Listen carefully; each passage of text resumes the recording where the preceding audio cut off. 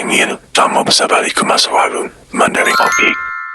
Karena 3 kali sehari ngopi bro. Hai, aku Ika. Kali ini aku mau bahas kulikula yang pertama, Before the Coffee Gets Cold. Jadi ini tuh tentang sebuah kafe di Tokyo yang bisa membawa setiap pengunjungnya untuk menjelajahi waktu yang bukan cuma ke masa lalu, tapi ada juga yang mau ke masa depan. Jelas gak semudah itu? Untuk bisa ngelakuin itu semua, pengunjung tuh harus mengikuti semua peraturan yang berlaku. Pertama, itu harus duduk di kursi tertentu, nggak semua kursi bisa. Dan cuma ada satu kursi khusus di kafe itu. Tapi kursinya itu biasanya dipakai oleh sosok misterius yang bergaun putih gitu, dan harus tunggu sampai kursi itu kosong. Kedua, nggak boleh bangun dari kursi karena sekali berdiri, itu akan langsung balik ke masa sekarang. Ketiga, batas satunya itu cuma sampai kopi mendingin, dan harus menghabiskan kopinya sebelum tidur. Keempat, hanya bisa bertemu orang yang pernah datang ke kafe. Dan terakhir, mau ngomong atau ngapain apapun di masa lalu, realitas sekarang tetap sama. Jadi, kamu Nggak bisa mengubah masa depan. Terus ngapain kak? Kalau ke masa lalu tapi nggak bisa mengubah.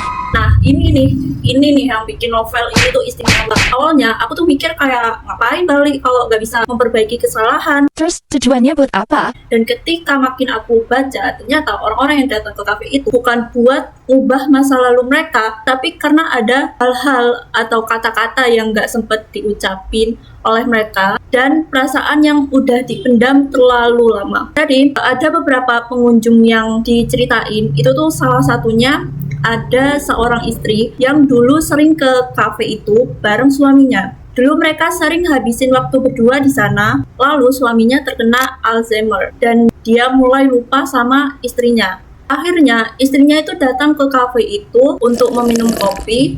Dia datang bukan buat mengubah apa yang terjadi, tapi cuman pengen ketemu suaminya di versi suaminya yang masih ingat istri itu. Padahal mungkin dari kisahnya yang kita butuhin itu cuma satu momen aja buat jujur, buat ngomong, buat akhirnya denger atau bilang sesuatu tentang perasaan kita. Dan ya, kalau kamu punya satu kesempatan seperti itu ke seseorang terdekatmu, ada sesuatu yang pengen kamu bilang,